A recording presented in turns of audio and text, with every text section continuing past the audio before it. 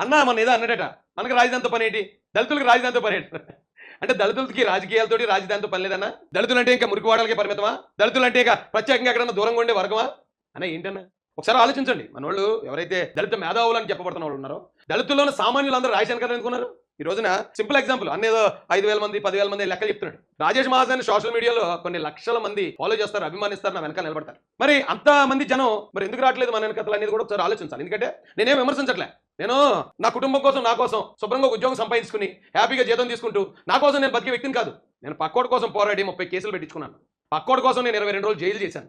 పక్కోడి కోసం రౌడీ చేయడానికి ముద్రయించుకున్నాను. నేను ఇంత చేస్తూ బలవంతుడైన జగన్మోహన్ రెడ్డితో పోరాడుతున్నాను కాబట్టి ఈ రోజు ఇంతమంది అభిమానం సంపాదించగలిగాను. మనం ఎంతసేపు చూసినా పక్క కులాలు మనకు నచ్చవు, పక్క కులాలు మళ్ళీ అందులో కూడా దళితుల్లోనే ఉన్న ఇతర కులాలు మనకు నచ్చవు. మరి ఇలా మనం గిరిగీసుకుని ఉంటే అంబేద్కర్ చెప్పిన రాజ్యాధికారం దగ్గర మనం ఎప్పుడు వెళ్ళేది. ఇవన్నీ పెద్ద పెద్ద మేధావులకి, పెద్ద పెద్ద ఆఫీసర్లకి, సామాన్యుడే నేను చెప్పాల్సి రావడం నా దురదృష్టంగా భావిస్తున్నానన్న.